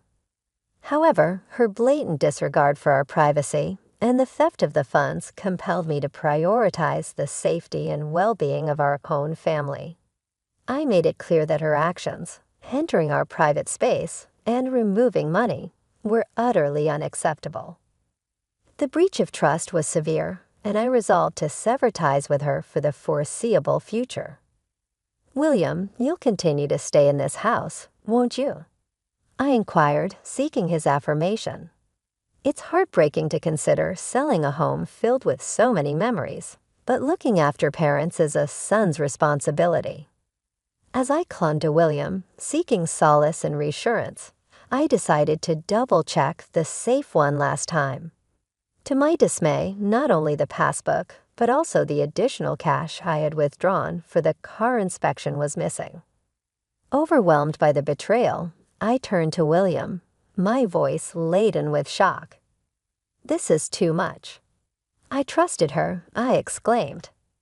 His voice heavy with regret, William admitted the harsh truth, struggling to articulate the emotions swirling through him. His acknowledgement of the situation marked a pivotal moment in our family dynamics, reinforcing the necessity of the tough decisions we faced. I discovered she had borrowed $115,000, but there was more at stake, my mother's money. "What about the money you took that belonged to my mother?" I demanded, my panic rising. "Oh, I'll return that too. "Then we're fine, right, Angela? You'll forgive me now, won't you?" She replied, her tone rushed as she handed me the money. Still evasive about the $70,000 ring until the very end. Not once did she offer an apology for the distress she caused regarding my mother's funds. "I'm sorry, but I can't live with you anymore. I need to protect my own family from now on," I declared resolutely. She broke down crying, clinging to William, who was overcome with a mix of sorrow and frustration. William acted decisively amid his grief. He sold her belongings to amass a lump sum and located a nursing home that was affordable on her pension. The facility was far from our family home, far enough that I probably wouldn't see her again in my lifetime. William still receives occasional calls from the home, indicating that she has begun to settle into her new surroundings. Reflecting on everything, I regretted not arranging for her to move into a home sooner. Perhaps if we hadn't lived under the same roof, her life and ours might have been happier. Despite everything, a part of me felt a twinge of sympathy for her. After her departure, we looked forward to Lauren's graduation. Lauren was accepted into her university of choice and started living independently. The family home, situated in a desirable area, quickly attracted a buyer. William is now seeking a transfer to a branch near the coast. We plan to spend a few years there until retirement, searching for our final home. We hope to continue living peacefully and harmoniously as a family, finding solace in the stability and tranquility of our new life by the sea.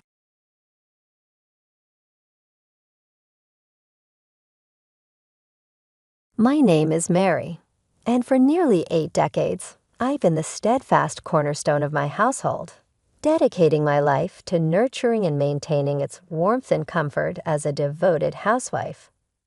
Throughout the years, my husband David and I have sought solace in the simple pleasures of life, cherishing respites away from the chaotic hustle and bustle of city living. Our son Charles embarked on his own journey of matrimony 4 years ago, exchanging vows with the charming Lisa and subsequently relocating to her hometown. This significant milestone marked a new chapter for our family, promising both joy and inevitable adjustments. Little did we anticipate the complexities that would emerge in the wake of this union. As David and I sat down to discuss our retirement plans, our tranquil reverie was interrupted by an unexpected message from Charles, his request to visit us for a week. Though seemingly innocuous, it sparked a whirlwind of apprehension within us. You see, Charles's visits had become infrequent, and the strained dynamics between our families cast a shadow over his sudden desire to reconnect. The tension, it seemed, stemmed not from the conventional trope of a meddling mother-in-law, but rather from the subtle discomfort perpetuated by Lisa herself. Her demeanor often veered towards coldness, and her words carried an underlying weight that left us uneasy. The thought of navigating these unspoken tensions during Charles and Lisa's impending visit filled me with a sense of trepidation. When the day of their arrival finally came, the air was thick with anticipation. Exchanges were kept to a minimum, and it was evident that a weighty conversation loomed on the horizon. As Charles began to speak, I braced myself for the revelation that would follow. What unfolded before us was a tale of unforeseen challenges and unexpected decisions. Charles confessed to the precarious financial situation plaguing his employment and expressed his desire to forge a new path in life. His words hung heavy with implications that hinted at deeper rifts within his own household.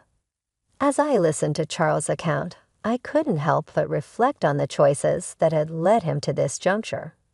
His decision to distance himself from us post-marriage suddenly made sense, as did his longing for refuge in Lisa's hometown. Yet beneath the surface, I sensed a narrative of familial discord and emotional strain that transcended geographical boundaries. In the midst of Charles's confession, Lisa's voice chimed in. offering a perspective that shed light on the complexities of her own struggles. Her candid admission of tension within their family dynamic struck a chord within me, reminding me of the delicate balance we all strive to maintain in our relationships. David and I had envisioned our twilight years as a time of serenity and tranquility, marked by the simple pleasures of life. Our recently renovated home, a labor of love, stood as a testament to our aspirations for a peaceful existence. Yet, as we confronted the realities of Charles and Lisa's plight, it became increasingly clear that our capacity to provide support, both physically and emotionally, was reaching its limits. In the end, as we grappled with the weight of Charles and Lisa's revelations, one truth remained steadfast. The bonds of family, though tested and strained, endure through the trials of life.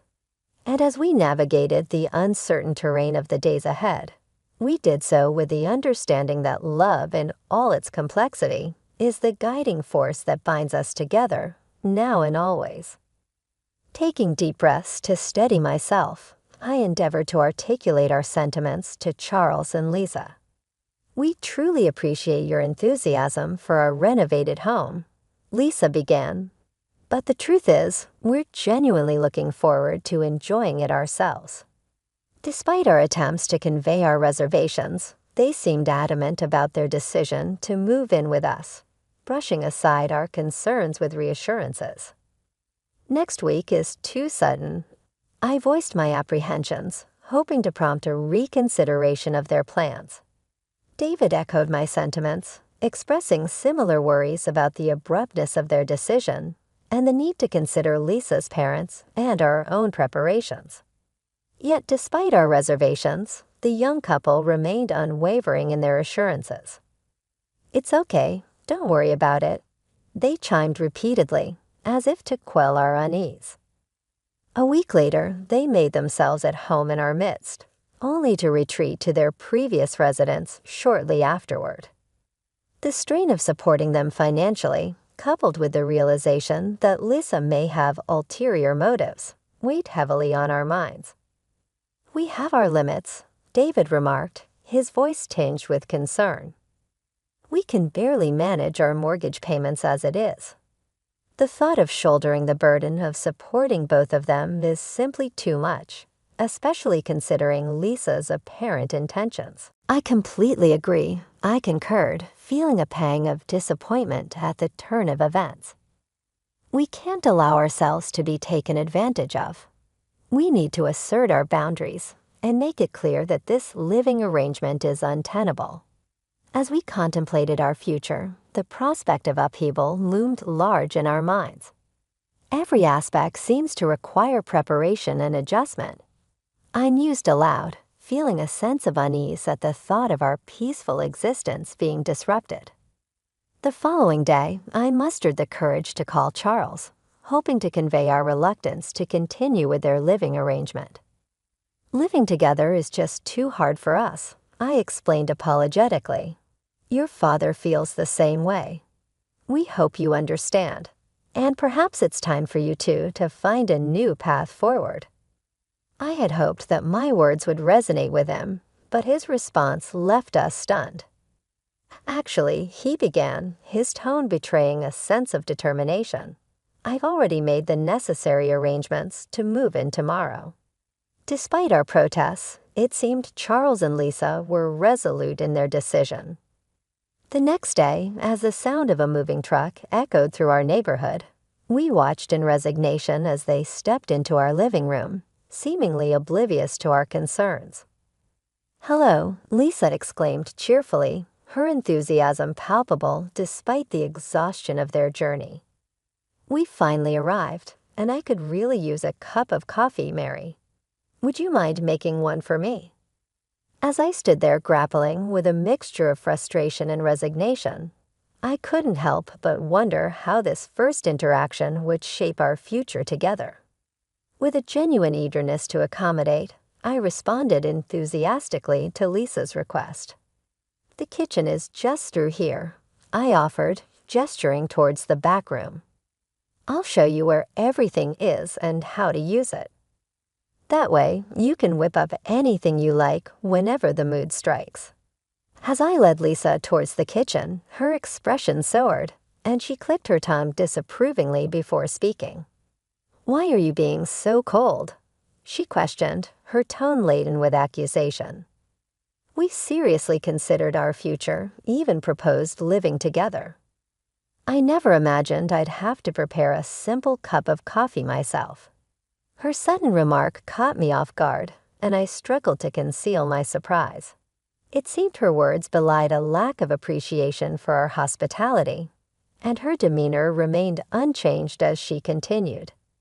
"Living in this house means we can save a lot on expenses, right? Plus, there's the possibility of inheritance in the future. I never imagined we'd be so fortunate."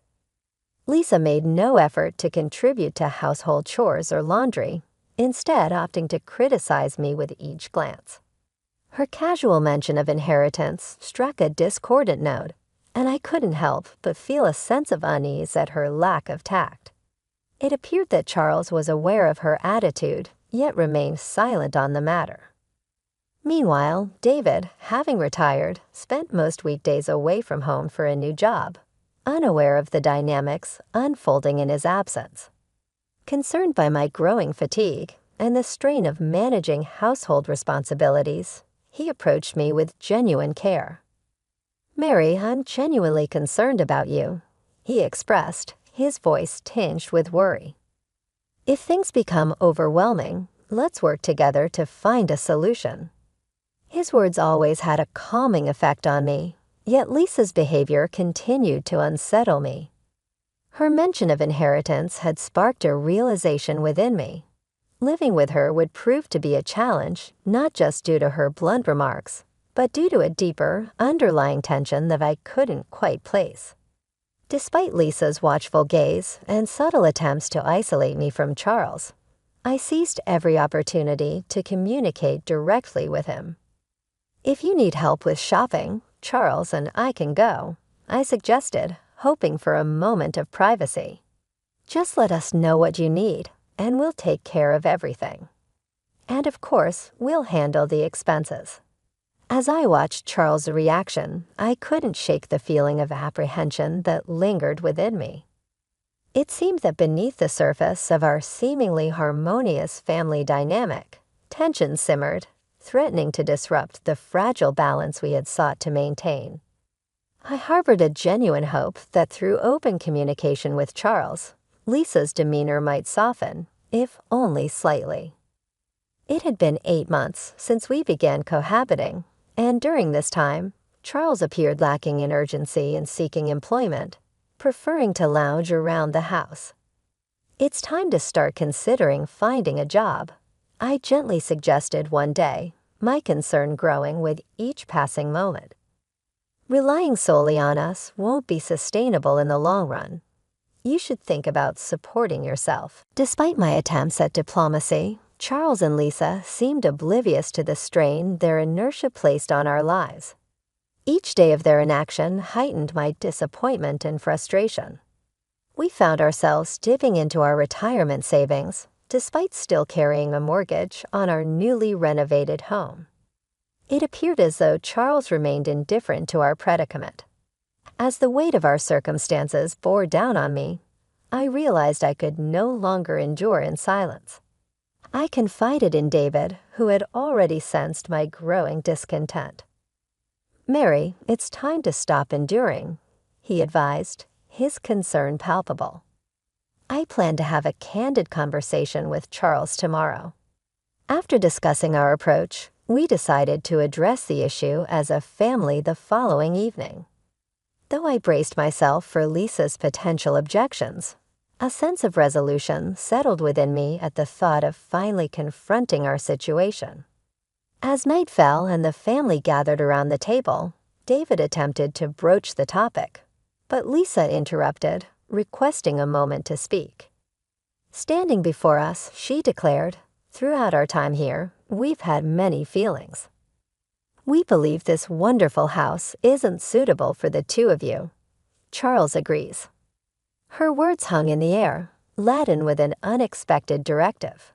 It dawned on me that Lisa intended to invite her own parents to reside in our renovated home. An atmosphere of tension filled the room as I struggled to comprehend the gravity of her proposal. "Are you truly serious?" I questioned, my voice trembling with a mix of shock and confusion. But Lisa remained unfazed, her demeanor haughty as she dismissed our concerns. "We believe you should be grateful for living with us," she retorted, her tone condescending. Stunned into silence, David and I exchanged glances, grappling with the weight of Lisa's audacious request. Eventually, David composed himself enough to address Charles, his tone firm yet measured. "Charles, do you understand the implications of this decision?" he inquired, seeking clarity amidst the swirling chaos of emotions. "What do you make of all this?" David's earnest inquiry hung in the air, prompting us to await Charles' response with bated breath. Lisa's audacious demand for us to vacate our own home left us reeling, desperately seeking insight or validation in Charles's words. As Charles pondered his response, a flicker of contemplation crossed his features. Upon reflection, he began tentatively, "There might be some merit to what Lisa is suggesting. Losing my job has been regrettable, and Lisa has been holding down the fort admirably. Perhaps it's time for you, Mom and Dad, to embark on a fresh start elsewhere." His words, though unexpected, struck a chord within us, sparking a moment of silent understanding. It was a realization that had been simmering beneath the surface as we grappled with the changing dynamics of our relationship with Charles. He was our cherished only child, and while we had never intended to coddle him excessively, his union with Lisa seemed to have altered his outlook drastically. As we exchanged glances, a tacit agreement passed between us, acknowledging the need for a new chapter. Yet, amidst our contemplation, Lisa interjected with a sharp retort. "Why rely on silent communication?" she challenged, her tone laced with disdain. "If you have time for that, you should be packing your bags and leaving this house." Though her words stung with anger and confusion, I maintained a composed demeanor, offering a calm smile in response. "Understood," I replied evenly. "We won't intrude any further. Whatever unfolds from now on, please don't involve us." Even as I spoke these words, I felt a sense of liberation wash over me. It was a declaration of independence from the tumultuous circumstances that had engulfed us, a resolve to chart our own path forward. And though Lisa's face lit up with satisfaction, I couldn't shake the lingering doubts that gnawed at my heart. As the day of departure loomed, I found myself grappling with a mixture of emotions. On one hand, there was a palpable sense of relief at the prospect of escaping Lisa's oppressive presence. Yet beneath the surface, there lingered a nagging uncertainty about the future that awaited us. As David busied himself with preparations for our move, his enthusiasm for the prospect of a new beginning was palpable. "We'll turn this into an adventure," he declared optimistically, his eyes alight with excitement. As he sifted through our belongings, and though we had yet to settle on our next destination, I couldn't help but feel a glimmer of hope amidst the uncertainty. It was a reminder that even in the face of adversity, there was always the potential for renewal and growth.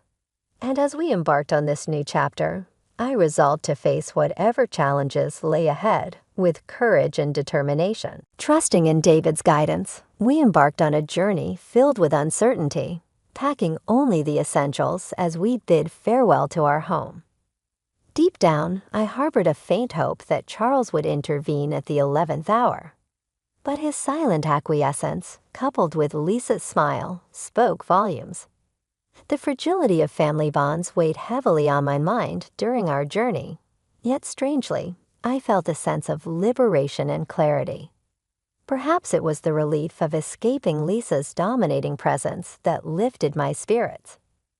As the landscape outside our window shifted, David revealed his surprise. "We're almost there," he announced, his tone tinged with excitement. Puzzled, I inquired about our destination, only to learn that he had secured a room in a luxury condominium meticulously tailored to our preferences. Located on the second floor to accommodate my fear of heights, the apartment boasted amenities beyond our wildest dreams. A dedicated reading space, a well-equipped gym, and a serene communal bath. It was a far cry from our previous abode, and I couldn't help but express my gratitude. "I never imagined we'd live somewhere like this," I marveled, my disbelief evident. David's reply was tinged with warmth as he revealed the extent of his planning. "It ensures our peace of mind in our old age," he affirmed, his smile reflecting a sense of contentment despite the challenges ahead. David's optimistic spirit buoyed our resolve as we tackled the tasks of settling into our new home. The following day, we navigated the bureaucratic maze of real estate procedures, selling our old house and settling our mortgage with our savings. With the weight of financial burdens lifted, we found ourselves feeling lighter, our hearts brimming with newfound hope. Meanwhile, Charles and Lisa embarked on their own journey, embracing their new family structure with Lisa's parents by their side. As we heard snippets of their newfound contentment, I couldn't help but envision the joy they must be experiencing in their fresh start. However, amidst the flurry of change, a call from Lisa unexpectedly pierced the tranquility, signaling a potential shift in our intertwined destinies. "Hello, Mary, it's Lisa. Have you settled into your new home yet? You're not living in a park, are you? If something were to happen to you, please don't rely on us." It would be troublesome, Lisa's voice, filled with concern or perhaps something else, echoed through the phone. Despite her attempt at casual conversation, tension hung in the air as I grappled with my emotions. "Speaking of parks, our new home overlooks a beautiful park," I responded, my tone cautious. "But Lisa, there may come a time when you have to face reality." I didn't intend for our conversation to escalate into a heated exchange, but overwhelmed by my emotions, I couldn't help but hint at the underlying tensions. "Mary, have you gone mad?" Lisa retorted, her voice tinged with annoyance. "No need to worry. Charles and I are living very happily. Goodbye." With that, she abruptly ended the call, leaving me to ponder the implications of our conversation. Lisa's obliviousness to the deeper meaning behind my words only served to exacerbate my frustration. For days afterward, the encounter replayed in my mind, each time stoking the embers of resentment towards Lisa's attitude. Despite my lingering animosity, a part of me couldn't help but anticipate the challenges they might face in the future. A few days later, as if on cue, we received a call from the real estate agent handling the sale of our old house. David and I shared a knowing glance, our excitement palpable. However, our jubilation was short-lived as an urgent call from Charles disrupted the tranquility, his voice fraught with anger and frustration. "Why didn't you tell us about this? We didn't hear anything about selling the house. Now we're suddenly receiving an eviction notice from the realtor." Charles' accusations cut through the air, revealing his inner turmoil. It was the opportunity we had been waiting for, the chance to assert our stance. Calmly, David began to address Charles' accusations, unraveling the complexities of the situation. "Charles, I understand your frustration," David began, his voice steady. "But it's not as simple as you think. Ideally, you should have contributed to paying off the mortgage on that house." As Charles's shock and disappointment became apparent, I couldn't help but notice a shift in his demeanor. The confident facade he once wore seemed to crumble, replaced by a vulnerability that hinted at a deeper conflict within him. At this moment, I whispered to David, I struggled to see him as Charles, the son we raised with love. It was a revelation that struck us deeply. The man who has agreed to purchase the house has a formidable perhaps our true family now comprised only the three of us, stripped of wealth and resources. As David's suggestion hinted at the possibility that all four of them were in fact in a financial crisis, our investigations uncovered a troubling truth. Since they began living together, they had succumbed to the allure of gambling, plunging into a vortex of debt. Day after day, they became ensnared by the seductive pull of gambling, the men abandoning their jobs while the women neglected their household responsibilities. "Why are you prying into our financial affairs?" Lisa's voice, laced with hostility, pierced through the phone line, directed at us. Her aggression was palpable, leaving us taken aback by her confrontational demeanor. Gathering my composure, I addressed Lisa calmly but firmly. "Your arrogance is truly astonishing," I replied. "It's time for all of you to consider your next move. The new tenants are set to move in within days, so you should start looking for alternative accommodations." Lisa's response lacked remorse or introspection. There was no hint of regret in her words, only defiance. As the gravity of the situation sank in, it became clear that any hope for reconciliation had faded. Moreover, I felt compelled to convey a warning regarding the impending tenants of our former home, appearance which might evoke fear upon first interaction. However, despite his intimidating demeanor, he has shown understanding and kindness. Understanding our urgency, Lisa reluctantly acquiesced, acknowledging the need to vacate the premises promptly. However, she pleaded for more time to secure alternative housing arrangements. "We'll leave as soon as possible," Lisa conceded, her tone tinged with resignation. "But finding a new place may take some time. Can't we be granted a little more time?" Their plea for an extension tugged at my heartstrings, but given the circumstances, concessions were impossible. The impending danger and uncertainty demanded swift action, leaving little room for leniency. As I listened to Lisa's voice over the phone, a twinge of sarcasm crept into my smile. Her anxious tone betrayed the urgency of the situation, and I couldn't resist a slightly sardonic response. "You don't have much time left," I remarked dryly, offering one last piece of advice before bidding her farewell. As I ended the call, a sense of relief flooded over me, washing away the tension that had gripped me. It was as if a weight had been lifted from my shoulders, leaving me with a feeling of newfound liberation. Later, through hearsay and gossip, I learned that the four of them had swiftly and diligently tidied up their living quarters before vacating the premises. The news brought a chuckle to my lips. It seemed they too had felt the urgency of the situation. Although I received no direct communication from them, I gathered from a reliable source that they had downsized to a cramped 180 square foot studio apartment. The thought of all four of them squeezed into such a tiny space piqued my curiosity.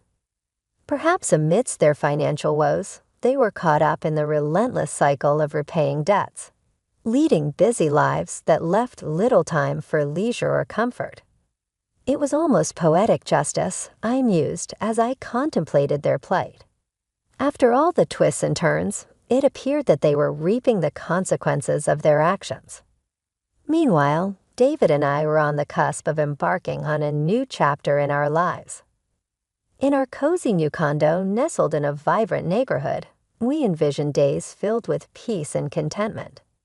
Finally, we would have the opportunity to enjoy each other's company without the distractions and dramas that had plagued us in the past. As we looked ahead to our future together, we embraced the promise of tranquil and fulfilling days ahead, just the two of us in our little haven of happiness.